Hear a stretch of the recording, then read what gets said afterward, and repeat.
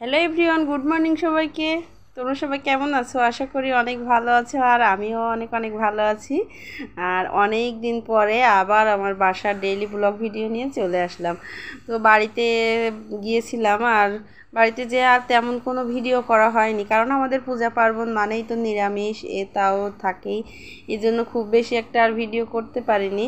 তো যাই হোক, যেটুকু পেরেছিলাম শেয়ার করেছি তোমাদের সাথে। আর এখন হচ্ছে আমি আমার ডেইলি রুটিনের মধ্যে আবার চলে এসেছি। কিন্তু স্কুল খোলার কথা ছিল, কিন্তু ওই যে তীব্র তাপদাহের কারণে স্কুল বন্ধ হয়ে গিয়েছে, এই জন্য একটু ফিরে আসি আর কি। তো যাই হোক, এখন আজকে সকালে এত গরম আর রুটি টুটি কিচ্ছু বানাতে ইচ্ছা করতেছে না, এই জন্য ভাবলাম যে পেঁপের পাতলা ঝোল করি, ডিম দিয়ে পেঁপের পাতলা একটু তরকারি করি আর কি।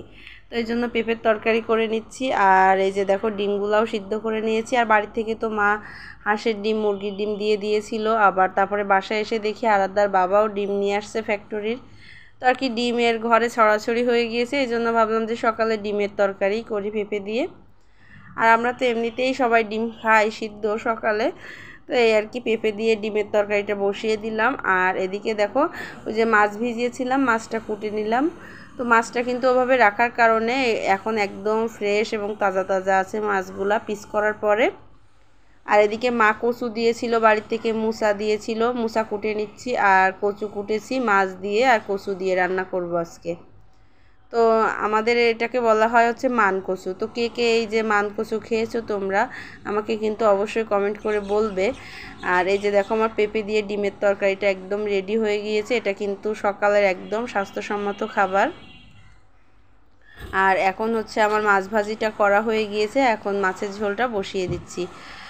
তো এই যে, আর মাছের ঝোলটা কিভাবে করলাম আর শেয়ার করা হয়নি, হয়ে গিয়েছে। এদিকে মোচা রান্নাটাও হয়ে গিয়েছে, কারণ সব কিছু শেয়ার করতে গেলে ভিডিও অনেক বড় হয়ে যায়। তো সবাই বলেছে আমার ভিডিও নাকি অনেক বড় হয়ে যায়, এত বড় ভিডিও দেখা যায় না, এই জন্য ভিডিও ছোট করার চেষ্টা করেছি। তো যাই হোক, তারপরে ওর বাবার অফিসের ভাত টাত গুছিয়ে দিয়ে তারপরে আমি আবার চলে এসেছি। অনেক শার্ট প্যান্ট জমা ছিল, এতদিন তো আয়রন করতে পারিনি, এই জন্য এখন আয়রন করতে বসে পড়েছি। আর এখনও ঠাকুর পূজাও দেওয়া হয়নি, অনেক দিন পূজা টুজা দেওয়া হয়নি। পূজার বাসনপত্র ধুতে হবে সুন্দর করে।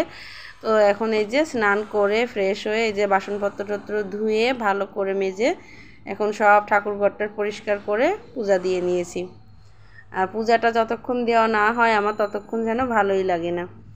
তো তারপরে পূজা দেওয়া শেষ, এখন এই যে দেখো খাবার খেতে বসে পড়বো। আর এই যে মোচার ঘন্টটা যা হয়েছিল না আজকে, অনেক টেস্টি। আর এদিকে দেখো, ঘন করে কাঁচা আমের টক রান্না করে রেখেছি, চাটনি আর কি যেটাকে বলে, পাঁচফোড়ন আর নারিকেল ফোড়ন দিয়ে রান্না করেছি। তো গরমের দুপুরে কিন্তু চাটনি বা টক এসব জাতীয় খাবার খেতে বেশি ভালো লাগে। তো যাই হোক, আর মোচার ঘন্টটা মানে যে এত টেস্টি হয়েছিল, কচু দিয়ে মাছ দিয়ে, মানে প্রত্যেকটা রান্নায় আজকে অনেক টেস্টি হয়েছিল।